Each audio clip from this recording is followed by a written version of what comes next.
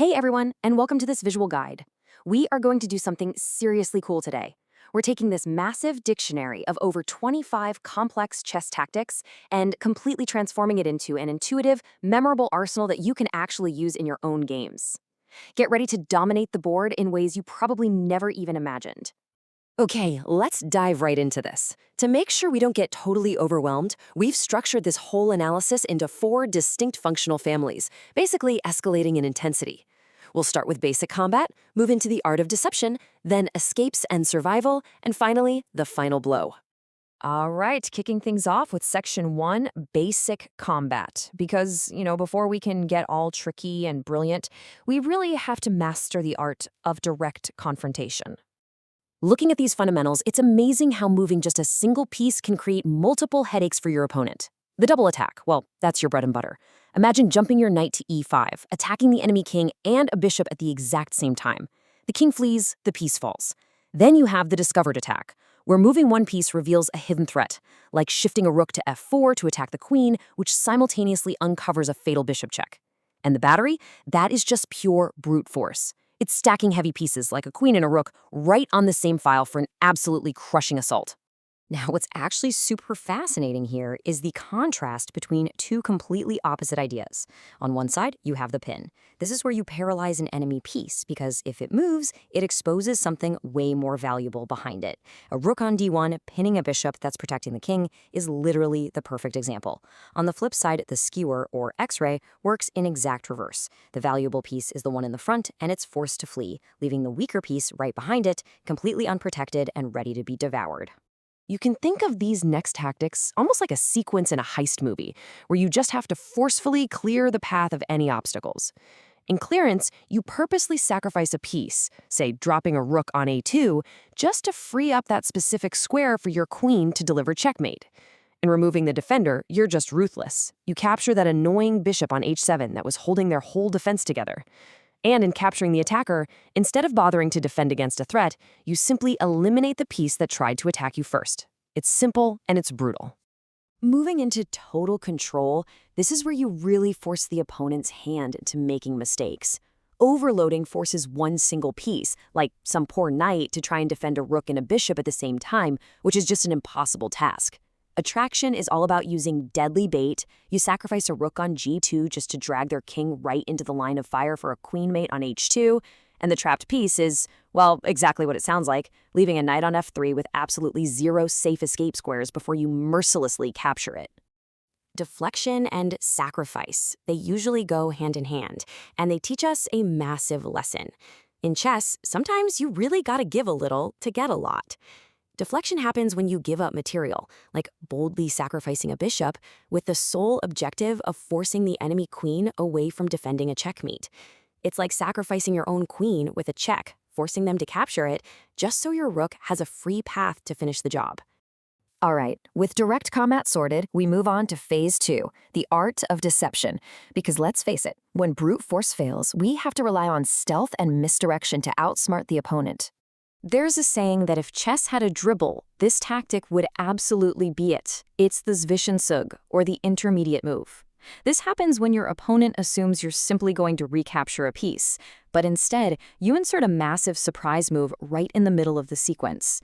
It's like moving your queen to h3 to defend your own rook with a check before you take their piece. It completely breaks the ankles of the defense and absolutely destroys their plans. And that brilliantly illustrates how these sneaky maneuvers just totally disrupt the board. Interference means literally throwing a pawn right in the middle of two enemy pieces to cut off their communication. The pendulum is when your queen executes this repetitive swinging motion of checks, rocking back and forth just to reach the exact square you needed without changing the overall position. And hit and run? That's taking out a key defender with a bishop on f5 and quickly retreating back to safety right after dealing the damage. Oh man, Zugzwang. This specific position hurts just to think about. It is the absolute essence of suffering.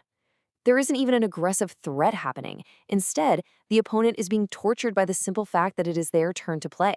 They are mathematically obligated to make a move, and literally whatever piece they touch is going to worsen their position or facilitate their own checkmate. You're basically just passing the turn and letting them self-destruct.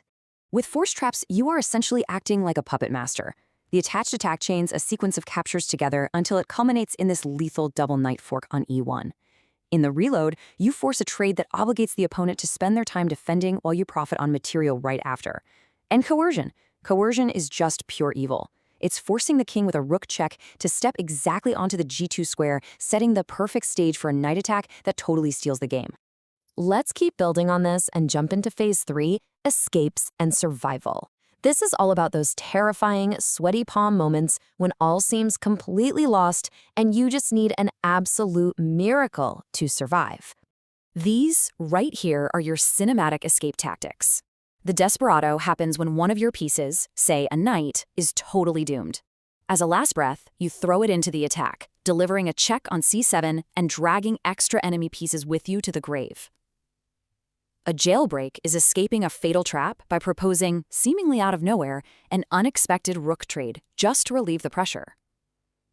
An underpromotion is strategically crowning your pawn into a knight or a rook instead of a queen, specifically to avoid triggering those painful stalemate rules.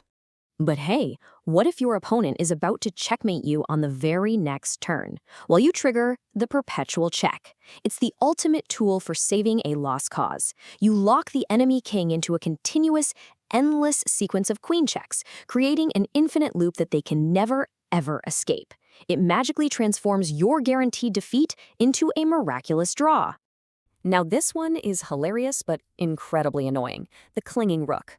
Imagine your rook acting exactly like a tick, literally clinging to the enemy king on b7, stalking his every single step. You are daring him to capture it. If he captures it, you secure a draw by stalemate or lack of material. If he doesn't capture it, your rook just continues stinging him with checks forever. It's basically an invisible shield in the shape of a chess piece. Just look at the incredible mechanics of this real-world sequence. White is completely, undeniably lost until they play their rook to c4. It's this magical move that perfectly chains 3 concepts together, an immediate double attack, followed by the sacrifice of that exact same rook to the opponent, and, as a result, a stalemate. It leaves the enemy pieces frozen and the king with 0 legal moves, totally forcing the draw. It is pure art. You know, it's true what they say. The best defense really is a good offense. With a countercheck, you don't defend against a check by retreating like a frightened kitten. No way. Instead, you move a piece to block their queen. And, with that exact same movement, you open the curtain for a brutal discovered check of your own against their king. It's an absolute powerhouse response that flips the table immediately. And finally, we reach the apex. Section 4, the final blow. This is where we bring together all those concepts of direct combat, deception, and psychological manipulation for the ultimate knockout combinations. Let's consider the brutal math of this next tactic. The double check is unanimously the most powerful tactic that exists in all of chess, because 2 pieces, like a rook and a bishop, attack the king at the exact same millisecond. The math is just inescapable. The opponent literally cannot block 2 different pieces at once, and they cannot capture both. The only legal and almost always fatal move is for the king to run. And when he runs, the guillotine drops. So the really crucial point is how you orchestrate this into the famous smothered mate. Just follow the lethal beauty of the sequence. You start with a knight check, the king retreats, then boom, you unleash the dreaded double check. The king desperately tries to hide in the corner. And here comes the brilliance, the queen sacrifice on h7. You force them to capture your strongest piece just to plug up the king's absolute last escape route. The knight jumps back and delivers checkmate on g6 to a king completely smothered by his own defense. And if your goal is just total, absolute annihilation, I present to you the windmill. It is literally shredding the opponent. A rook infiltrates on g7, capturing a piece with a check. The king flees to h8. The rook steps to the side, which opens up a crushing discovered check from your bishop. The terrified king returns, the rook attacks again. This deadly cycle just repeats indefinitely, wiping the enemy pieces off the board one by one, until absolutely nothing but ashes remain. We've just seen the exact mechanics of how grandmasters manipulate literally every square of the board, from direct heavy combat to absolute genius escapes. Based on everything we've distilled today, I want to leave you with a provocative question. Which tactical motif are you going to unleash in your next game to completely outsmart your opponent? Memorize this arsenal and use it without mercy. Thanks so much for joining this explainer, and we will see you next time.